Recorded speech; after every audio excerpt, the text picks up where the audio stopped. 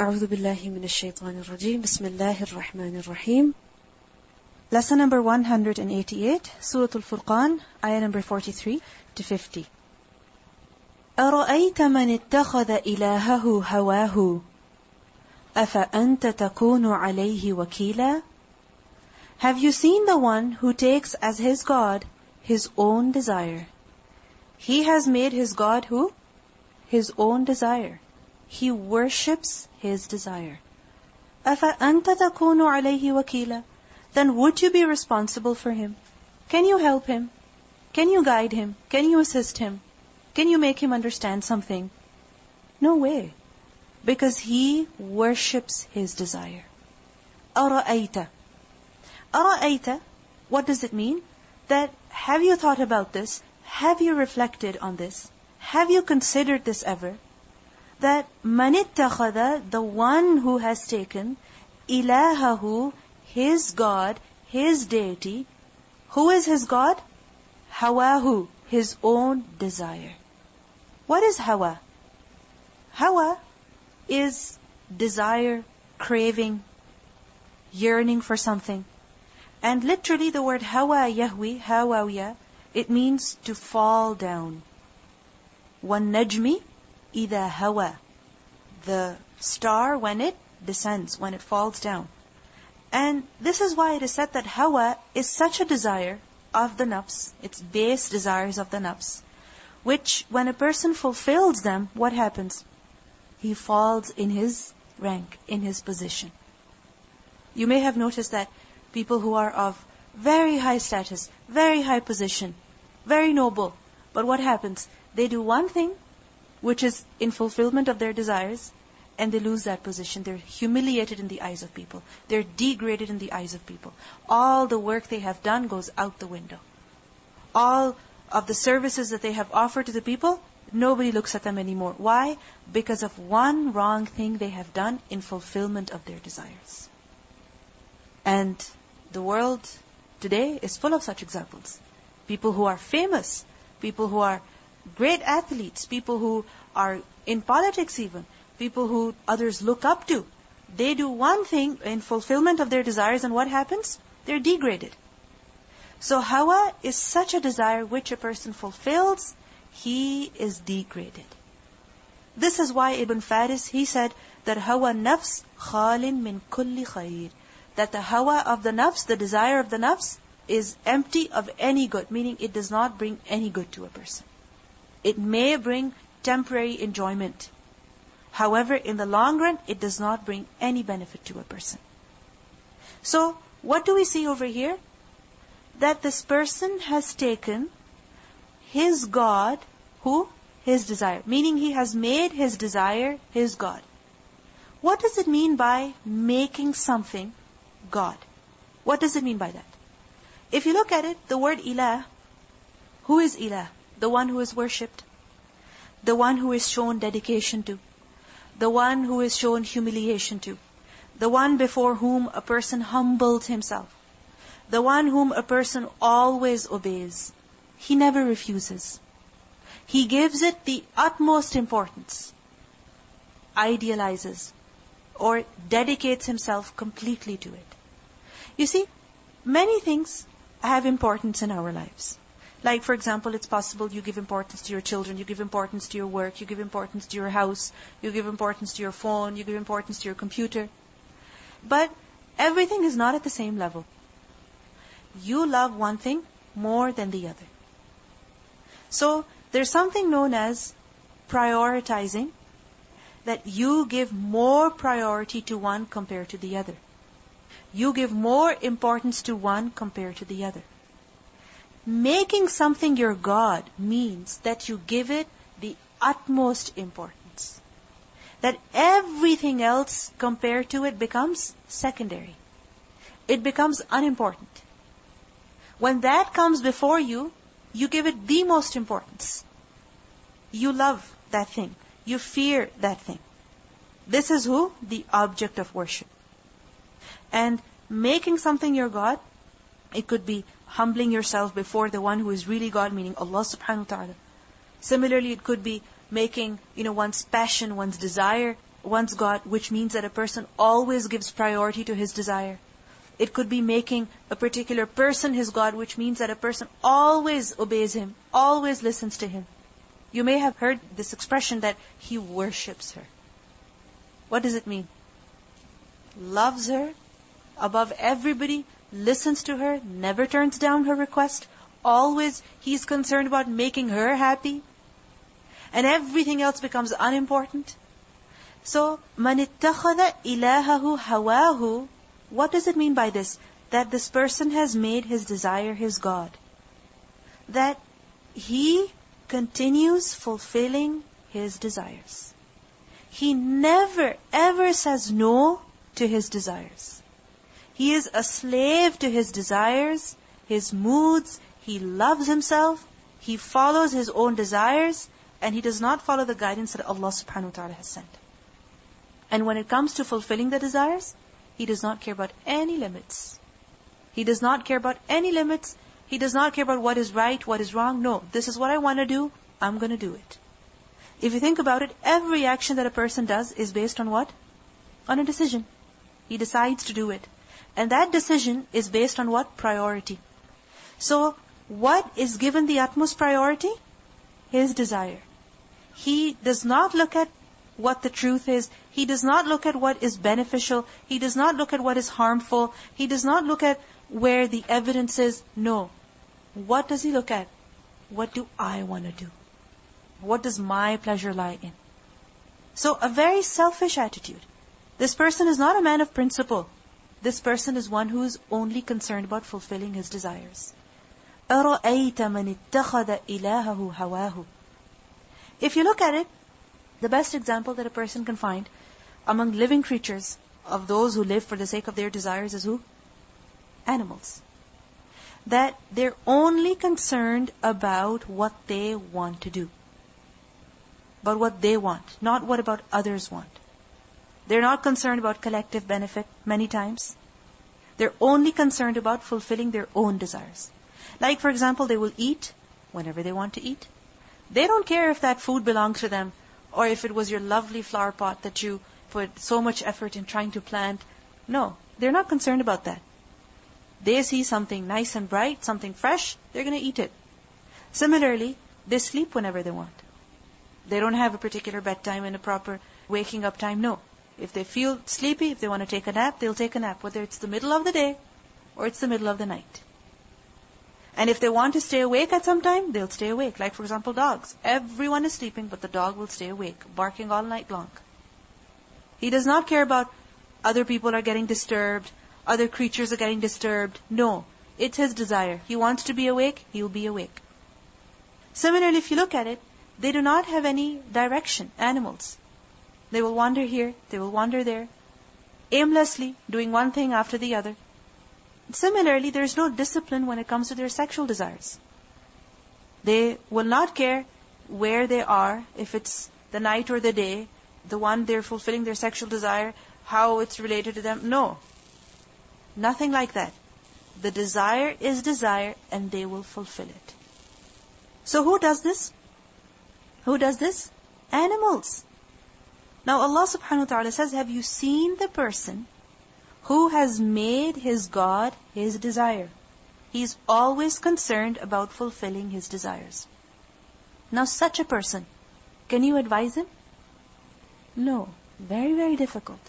If you tell him, wake up, it's time to go to work, it's time to go to school, it's time to pray. No, he wants to sleep. If you tell him dinner is on the table, everybody's waiting. No, I'm busy on the phone. If you tell him, go do this, go vacuum, what is he going to do? No, I'm busy on the computer. I don't feel like it. I don't want to do it. He does not care whether the instruction is coming from his mother, or it's coming from his grandmother, or it's coming from his father, or it's coming from someone who is older, someone whose haqq it is. No, he does not care. Why? He's only concerned about himself. It's me, myself, it's I. It's not about anyone else. Now such a person does not listen to anyone. He is not in anyone's control. This is why Allah says, أَفَأَنْتَ تَكُونُ عَلَيْهِ وَكِيلًا. Can then you be a wakil over him? What does it mean by this wakil? Who is a wakil? The one who is in charge, the one who takes care of your affairs. So can you take care of his affairs? Can you protect him?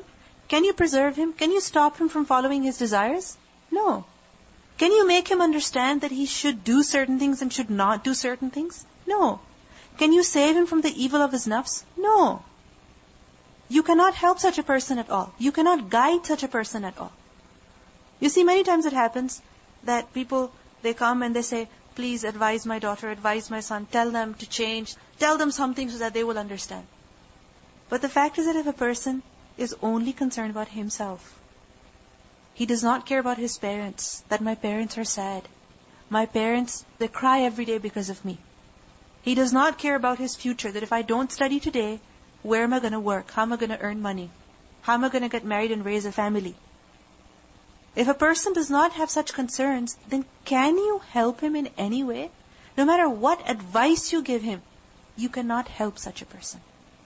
This is why the Prophet ﷺ, mainly, he is being told, أَفَأَنْتَ تَكُونُ عَلَيْهِ وَكِيلًا? Can you be a wakil over this person? You cannot help him. You cannot guide him. Now primarily this ayah is about who? The mushrikeen of Makkah. Because in the previous ayat, what do we see? That how they were so persistent on shirk. Why did the people of Makkah do shirk? Because that's what they liked. That's what they desired. And they did not wish to worship only Allah subhanahu wa ta'ala because that was against their desires. If you look at it, the surah is Makki. Surah Al-Furqan, it's Makki. And in Makkah, mainly the mission of the Prophet ﷺ was what? To prove Tawheed, to spread the message to who? To the mushrikeen. And the mushrikeen of Makkah, they worshipped anything and everything they desired, they liked.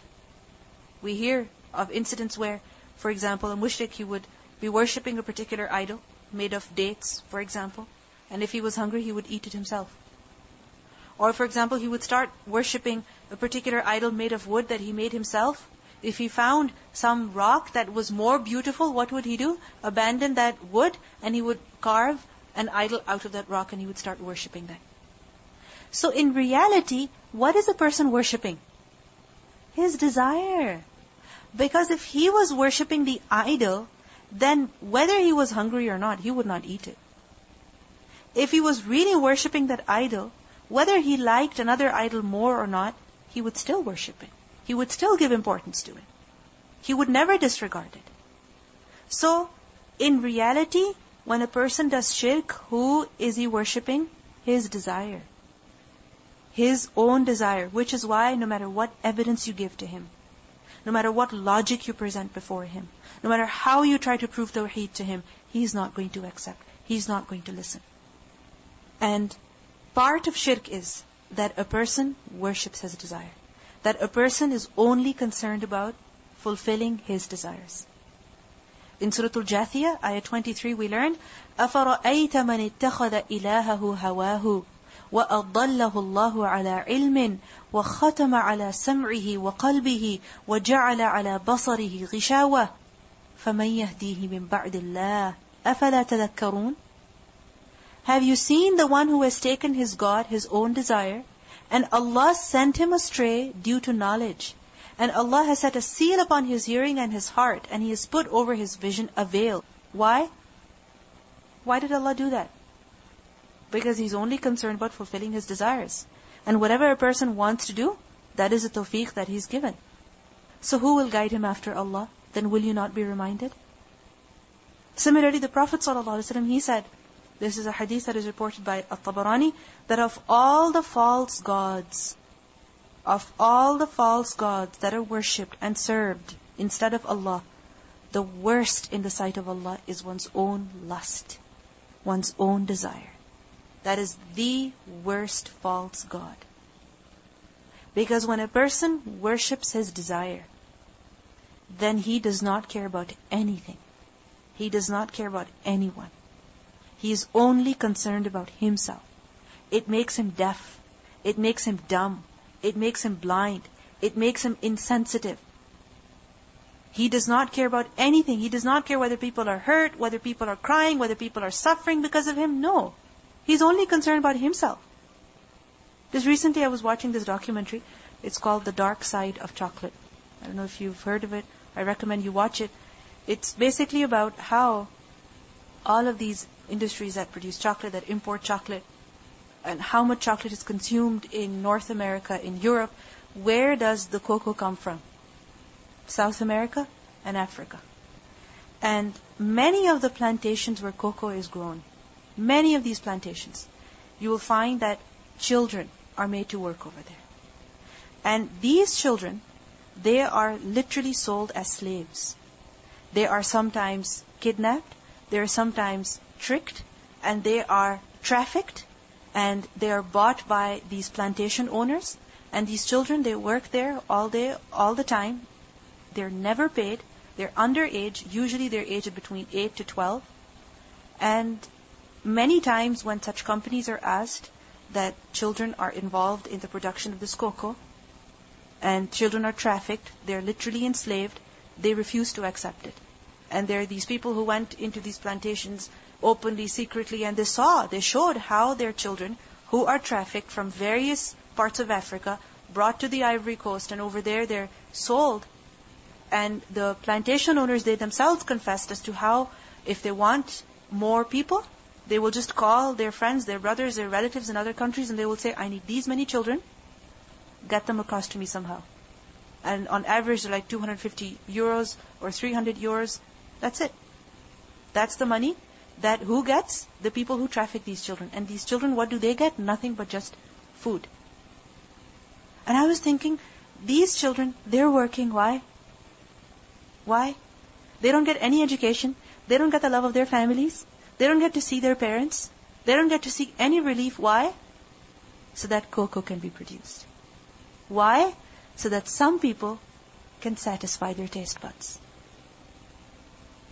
When a person is concerned about only his desire, his taste buds, his pocket, he doesn't care if children are suffering. He doesn't care if the entire world is suffering. He doesn't care if the ecosystems are getting affected, if the environment is getting affected, because he's only concerned about himself. Now this is at a very large scale. Very large scale. But if you put it at an individual level, relating it with us, with our lives, think about it. We're only concerned about ourselves. I want to sleep, so I'm going to sleep. Other people are waiting. Other people are hungry. I don't want to do this work. Other people are getting affected. Their performance is getting affected. Their work is increasing. Why? Because we just want to follow our desires. So when a person becomes a slave to his desires, what happens? He does not care about anything, anyone. He's not bothered about what the right thing to do is, what the wrong thing is. He's not concerned about the Furqan that Allah has given, the criterion that Allah has given, that we should be able to distinguish between right and wrong. No. When a person is overcome by his desires, then what happens? He loses his sight. He loses the Furqan. He cannot tell between what is right, what is wrong, what is appropriate, what is inappropriate. Similarly, you may have seen that sometimes we learn about the commands. We learn about what we're supposed to do, what we're not supposed to do. But what happens? When we're overcome by desires, when we don't want to follow, we don't follow. We don't care about what Allah has said. We don't care about the warnings that have been given.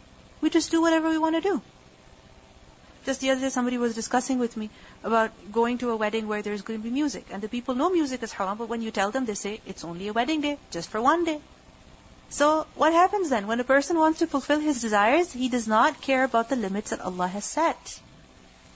He does not care about the Furqan. He does not care about the rights of Allah, the rights of His Messenger, the rights of people. The Prophet ﷺ said, I mostly fear for you two things. I mostly fear for you two things. Following desires and the long hope in life. This is what I fear for you. That following the desires will hinder you from accepting the truth, from living by the truth. You see the truth, you will not accept it. Why? You want to follow your desires.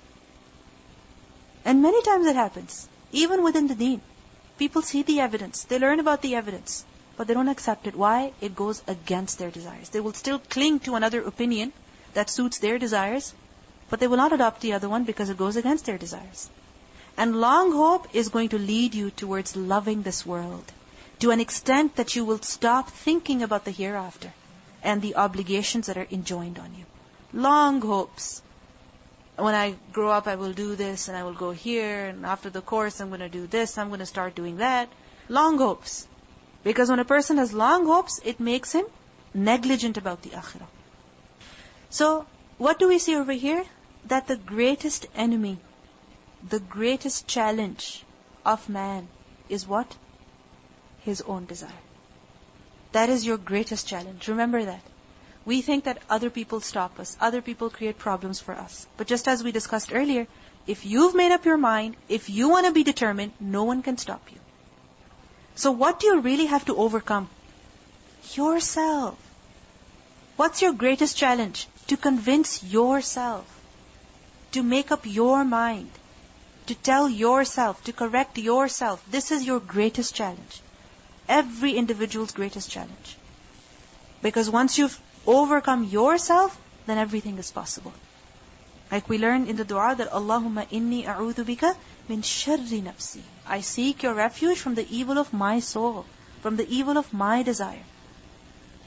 We learned earlier that the Prophet ﷺ will complain on the Day of Judgment that inna qawmi ittakhadhu hadha al-Qur'ana mahjura, that my people, they abandon this Qur'an. When does a person abandon the Qur'an? When he wants something different, when he wants to fulfill his desires. He does not want to recite it, he does not want to read it, he does not wish to implement it. So, it's the pursuit of desires, it's the fulfilling of desires that prevents a person from accepting the truth, from living by the truth. Now many times what happens when we read such ayat, we're thinking about people. I know that person, they only are concerned about themselves. They sleep when they want, they get up when they want, they eat what they want, they don't care about halal, haram. Instead of thinking about other people, all of us should reflect on ourselves right now. Think about yourself. Think about me. That when it comes to the commands of Allah, and when it comes to my wishes, my desires, what I want to do, what do I give preference to? What are those situations in which I lose against myself? I cannot say no to myself. What are those situations where I cannot control myself? I am overcome. I disregard the commands of Allah. For some people it could be when they're sleeping. And when they're sleeping, the alarm goes on, the people are knocking on the door, it's Fajr time, it's Fajr time. But what happens? They cannot say no to themselves. They cannot say no to their nafs, their desire, their hawa. It's time to get up, but the nafs says, but the bed is so comfortable. I'm still so sleepy. I'll get up and pray after 5 minutes. And after 5 minutes, obviously, you're back in deep sleep. For other people, it could be listening to something. It could be talking about something. So, we all need to analyze that what are all those situations where we lose against ourselves. We cannot control ourselves. Any habit, any desire that overcomes a person in a way that he is prevented from obeying the command of Allah, then that is making it a ma'bud. Making that desire, making that habit ma'bud, ilah. That a person cannot say no. A person cannot overcome it. He is giving that desire priority instead of giving the command of Allah priority. Like for example, if a person loves money and he loves to enjoy things and that is preventing him from obeying Allah, then that love for money has become his ma'bud. Similarly, if a person loves his children, she loves her baby, and because of that, she does not want to leave the baby, she does not want to pray on time, she does not want to recite her dhikr after salah. Why? She loves her baby. Now this is what? Following the desire, not following the command of Allah. Now many times it happens that we set certain goals for ourselves, certain things that we want to achieve, certain things that we want to do.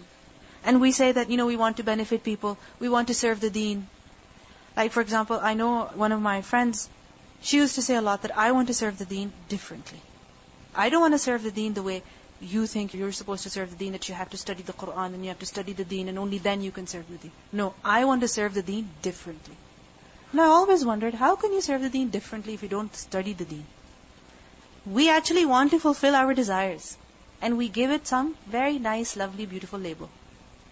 that I'm going to serve the deen this way. I'm going to serve the deen that way. And in trying to serve the deen that way, we lose our deen as well. We lose our salah. We lose our iman even to an extent. We lose the obligations as well that we have to perform. Now many times it happens that people set certain goals. I want to become a doctor because I want to serve humanity. I want to become a psychologist because I want to help people. There is a need. Of course there is a need. Very good intention. But we have to see that why is it that we're doing what we're doing? Is it that we want to get a DR before our name? Is it because we want to tell people we have this degree and so that they get impressed by it? Or is it really that we want to help people? Because unfortunately many times people get these degrees, but they don't do anything with them. They don't do anything with them. They have these degrees, they're sitting at home, they're people who need help, but they're not helping them. So at the time when they were saying, I want to study this, I want to study that because I want to help people, in reality that was not the intention. The intention was something else. It was to fulfill your own desire. So we have to see, anything we're doing in life, why are we doing it? Is it just under a beautiful label of serving the deen, serving humanity, helping people, helping mankind? Or is it something different? We have to see. Because if we're doing one thing after the other just in fulfillment of our desires, then how are we different than the person described over here? Now, it doesn't mean that our religion, it discourages us from accomplishing great things, from doing great things. I'm not saying that you should not go to university and study various things to help people, to help mankind. No, that is something highly recommended. But you have to see that what you're doing, is it lawful or unlawful? Is it relevant or irrelevant?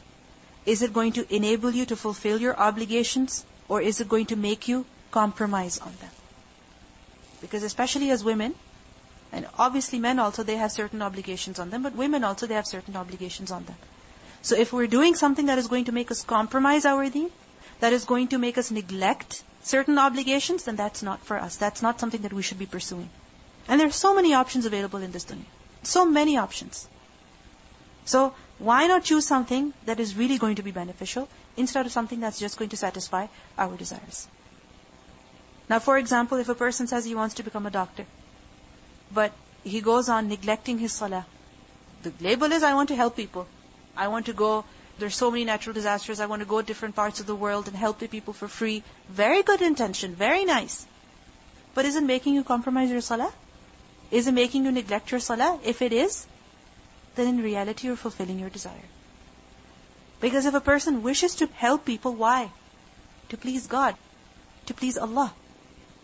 If you're trying to please Allah one way, that's voluntary and not the obligatory way, then there's a problem with the intention. Now, we have to choose the proper way, and we also have to choose the proper method. You have to select the thing that fits best and the way that is appropriate as well. Like for example, sometimes people say that, they're going to become athletes and the money that they're going to make, they're going to help people with it. I've heard people say that a lot. They want that their children should become great athletes, especially if they're big and tall. And with all the money they're going to make, they should be helping people. But if you think about it, if you become a doctor, okay, you're really helping people. If you become an athlete, you're playing. And if you lose a game, then look at all the fasad that occurs. The entire population, which is supposed to be educated, goes crazy. Buses are burnt and police cars are overturned and people get so violent, they get so upset. This is not a good cause then. Whereas if you're a doctor, then you'll be able to help people, really. So we have to see, anything we're doing, what is the intention behind it? Is it just fulfilling desires, or is it really something beneficial? Now, the examples that I gave to you were mainly about the dunya. Now, many times it happens that a person is doing something for the deen as well. Like, for example, he's studying the deen, or he's teaching the deen, he's volunteering to help promote the deen, to help spread the deen. Think about it. Many things people do to serve the deen as well. But it's also possible that a person is doing that only to please his desire, only to please himself, only to satisfy himself. How do you identify that? How do you identify that? Because any one of us could fall into that. We're volunteering, we're helping, we're studying, we're teaching, we're helping out in some way or the other. This is what we say, we want to serve the deen. So we need to figure out, how is it that a person could apparently be serving the deen, but in reality he is satisfying his desire? How do you figure that out? How do you figure that out? Like, for example, if somebody praises me, I do my work. If somebody does not praise me, I don't do it. If somebody watches me, if somebody pays me, if somebody scolds me, then I'm motivated. If somebody does not do it, I'm not motivated. I do it only when I'm with people. And when I'm alone, I don't do it. We demand that we should be given a certain type of work. Only if we're given that type of work, then we'll do it. And if we're not given that type of work, we're not going to do it. I remember in the previous course, we had these meetings with the students and we asked them, if you were asked to volunteer, what would you like to do? And this one student, she was asked and she said, anything. I don't mind doing anything. And I thought it was such a great thing to say, because other people, they said, I would like to help in this field or only in that field. I would like to only mark the test papers. I don't want to stand in the cafeteria. I don't want to be at the reception. I don't want to do this. But this one person, she said, anything. I don't mind if I'm doing this or that, because ultimately what am I doing? Serving the deen. So anything, it's okay with me. This is the spirit.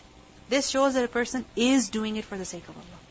And if a person says, no, only this, and if not this, then nothing else, then what does it mean? He wants to satisfy his desire. What else? What else could be a warning sign? That when people are working together, many times conflicts will occur. Conflicts will rise. It's only natural. You are driving with one person only. You're sitting with only one person in the car. There will be times when you will have conflict, isn't it? You want to stop, the other person says, no, let's go. You say, go right, he says, no, go left. It's only natural. When there are two people in one place, there are going to be conflicts. And especially when people are working for the deen, there are going to be conflicts. So if a person is only concerned about proving himself right all the time, showing his work as better all the time, then in reality, what is he doing? Satisfying his desire.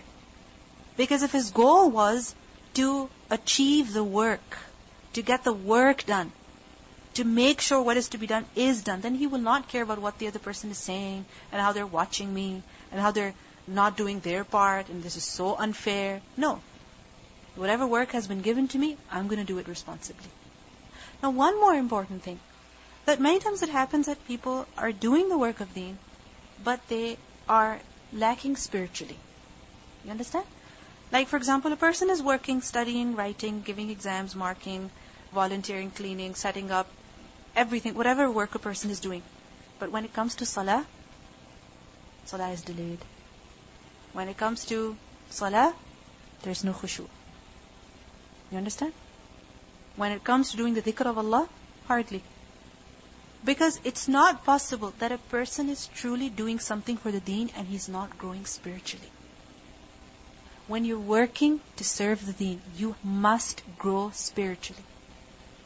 If you're not growing spiritually, if spiritually you're not getting stronger, there's a problem. And we need to check ourselves over there. It does not mean that you stop the work saying, oh, I don't want this to be a burden on me. Since I'm not growing spiritually, therefore I'm not going to continue with this. No, that's even worse. The thing is that we need to keep trying. We have to keep struggling. We think that if we are volunteering at the institute, then that is my service to the deen and that is all I need. No. That is voluntary work. At the same time, you have certain obligations. You cannot neglect them. Similarly, sometimes what happens is that a person is, volunteering for the deen, but what happens? She's neglecting her own family. Now, sometimes it happens that the work becomes difficult, it becomes challenging. But remember that the haqq of your children is their haqq, and the haqq of your husband is his haqq. Remember that. Just like the haqq of Allah is Allah's haqq, the haqq of the lesson is the lesson's haqq, right? The haqq of the class is the class's haqq. Similarly, every person has his haqq. You cannot say, if I'm doing this, I'm not going to do that. No, you will struggle. There will be times where there will be slight imbalance. But you can never ever think that because I am doing this work, I do not need to give my husband his haqq. Because I am doing this work, I do not need to care about my children. Because I have become very righteous. No. This is not the correct way. If a person is truly serving the deen and not his desire, then he will make sure that every obligation every duty is fulfilled. Because he feels accountable. And if it's just about the desire, then obviously a person will not care about other people. He will only be concerned about himself. Just as we discussed earlier that each command, each obligation is important in its own place. Where good akhlaq is necessary, where the husband's haqq is important, similarly the hijab is also important. Every command that Allah subhanahu wa ta'ala has given, it's important in its own place. It does not mean I choose this, I choose not to do that. No. If a person has this approach that I choose to do this and not to do that, then in reality what is he doing? Following his desire. Because if he has really considered Allah subhanahu wa ta'ala to be his God, then he will accept every command from Allah. Whether he likes it or not. Whether he finds it difficult or not. Because if you really consider Allah to be your God, if you really want to please Allah, then you will find every instruction, every command important. And if your goal is that you just want to please yourself and you want to please people, then you will choose some things, you will leave some things.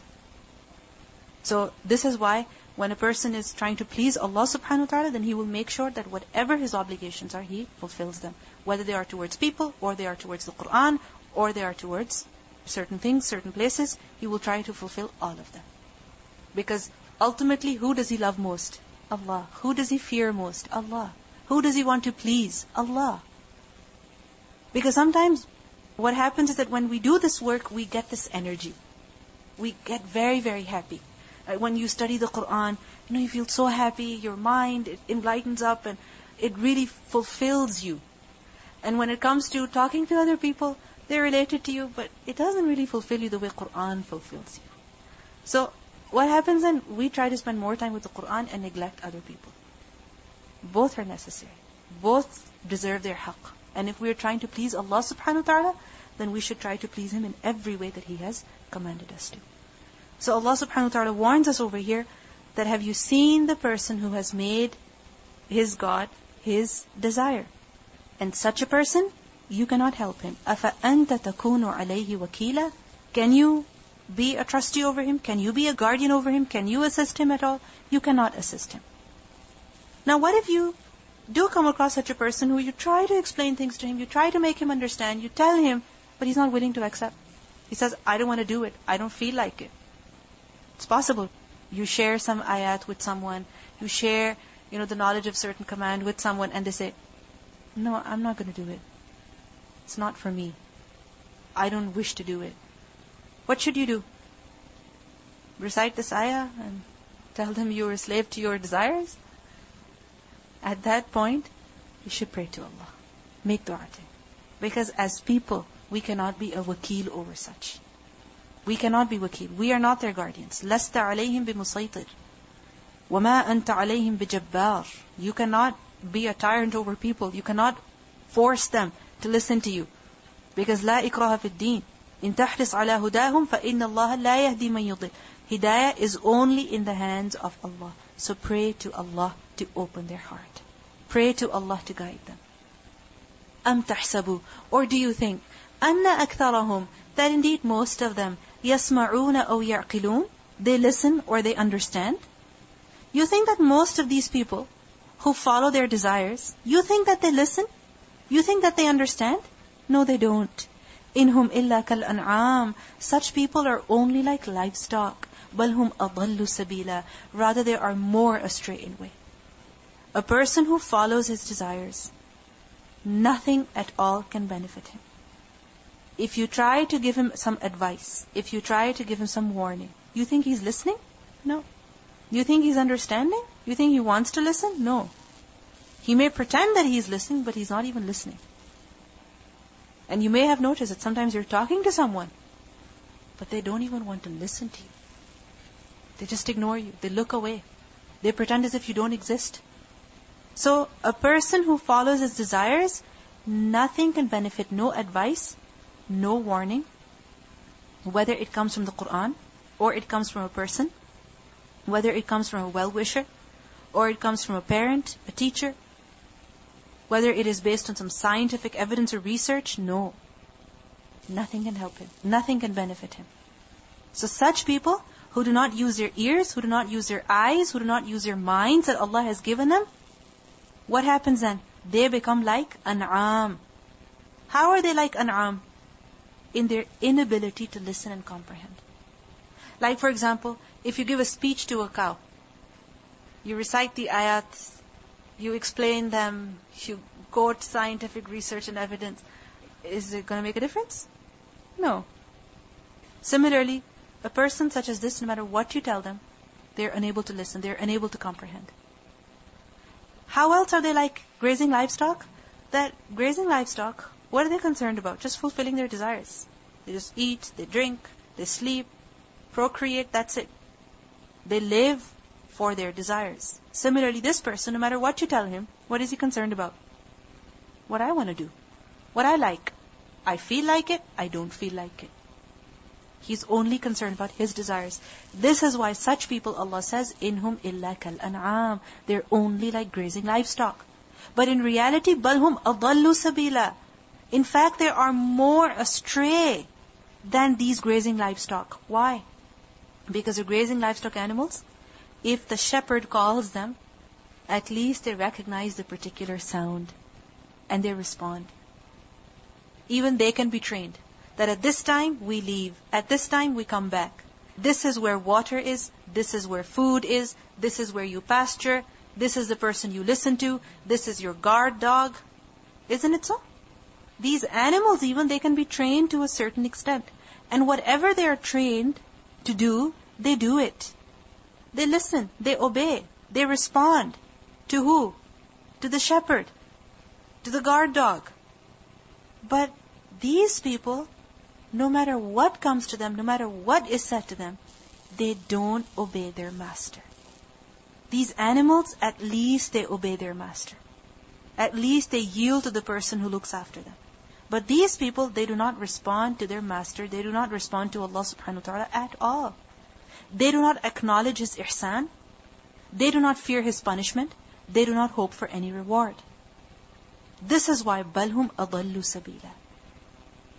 In Surah Al-A'raf, ayah 179, we learn, وَلَقَدْ رَأْنَا لِجَهَنَّمَ كَثِيرًا مِنَ الْجِنِّ وَالْإِنسِ لَهُمْ قُلُوبٌ لَا يَفْقَهُونَ بِهَا وَلَهُمْ أَعْيُنٌ لَا يُبْصِرُونَ بِهَا وَلَهُمْ آذَانٌ لَا يَسْمَعُونَ بِهَا أُولَئِكَ كَالْأَنْعَامِ بَلْ هُمْ أَضَلُّ أُولَئِكَ هُمُ الْغَافِلُونَ.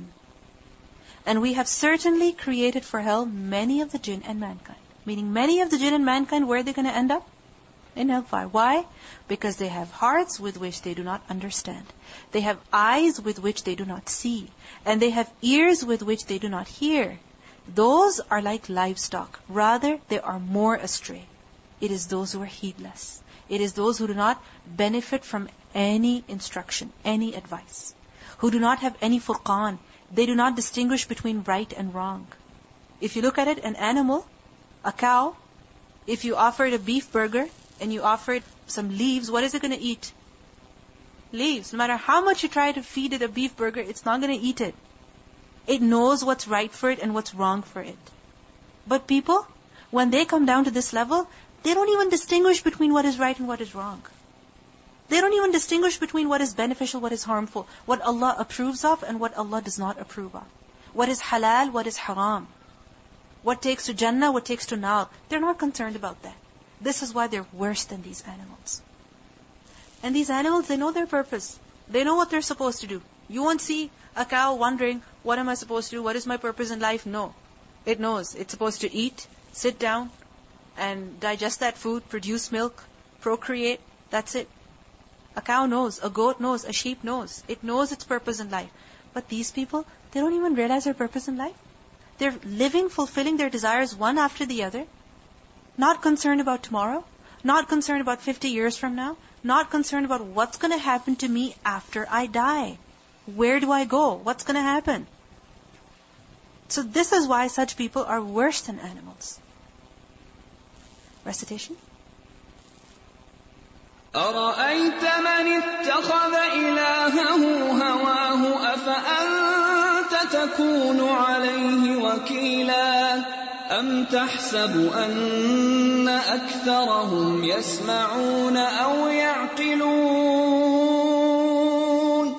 إن هم إلا كالأنعام بل هم أضل سبيلا